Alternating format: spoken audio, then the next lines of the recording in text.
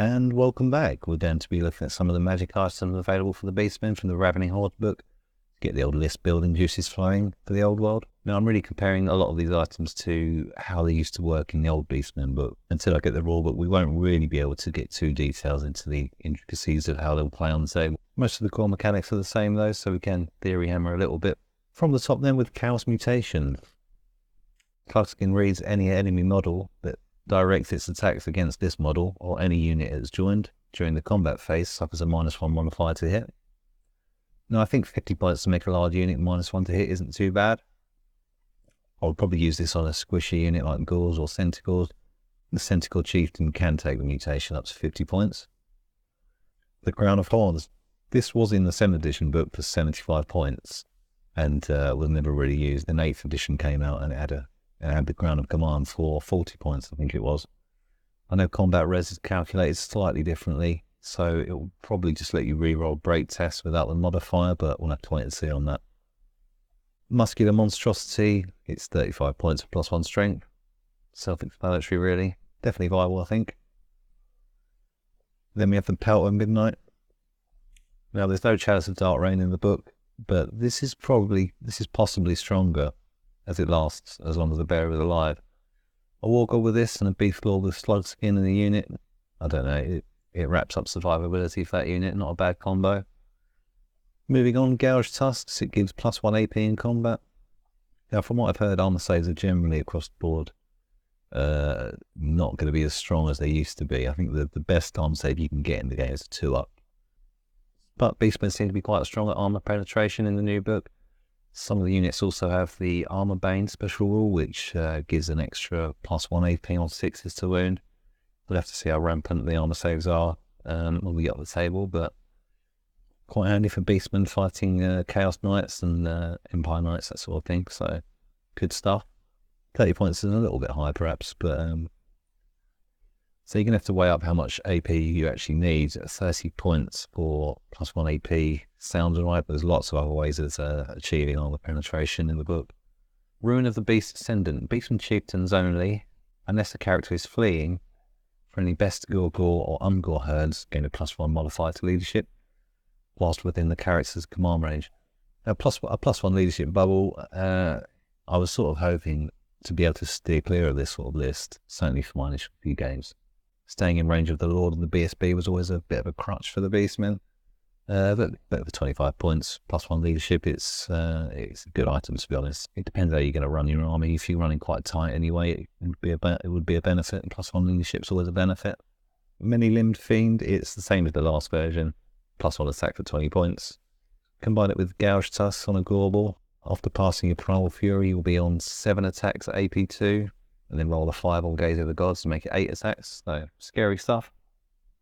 A Gnarled Hide is back. It gives you the rule, I think it's Armoured Hide 1. So, as far as I know, that's a stackable armor save. So, it's +1 armor save, I think.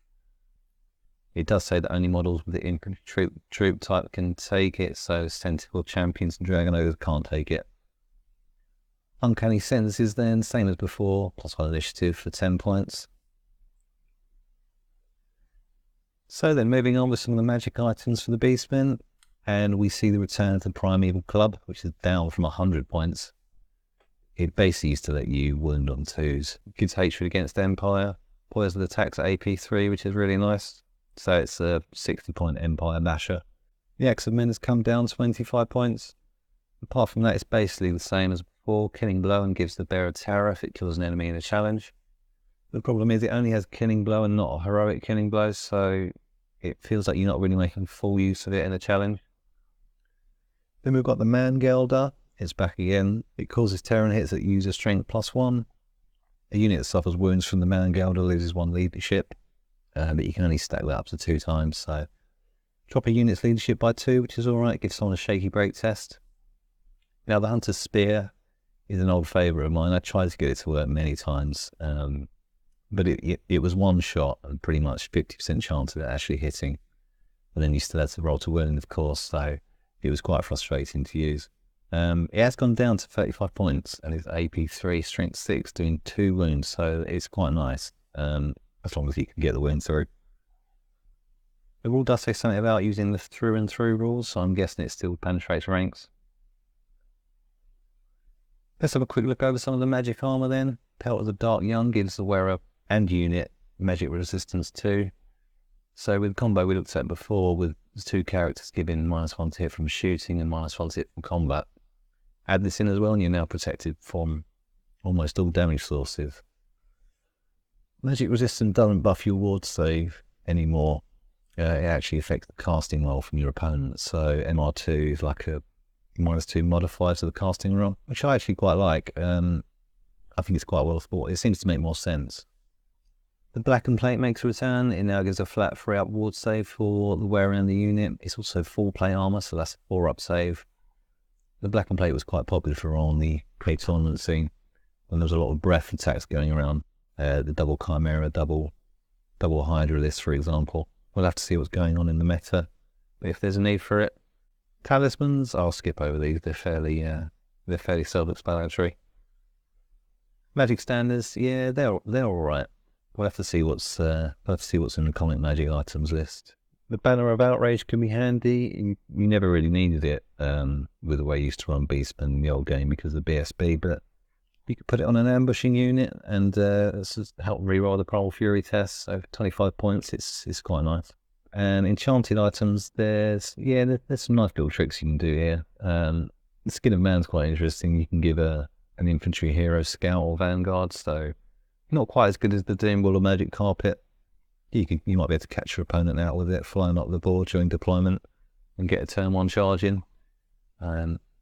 You'd be dependent on getting first turn, I assume, but it's a bit of a gamble. But same with the arcane items, really. There's a few nice little tricks you can play with these if you like.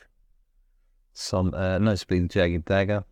A Brave Shaman sacrificing Ungor to get +1 to cast. It's quite fluffy for the Beastmen. Overall, they're not too bad. I would have liked to see some sort of reroll wounds ability. No Headstone, of course, which I'm not too upset about. The Headstone list was obviously done to death for the last couple of editions. And no Ramhorn Helm, which is a shame because I used to love that item.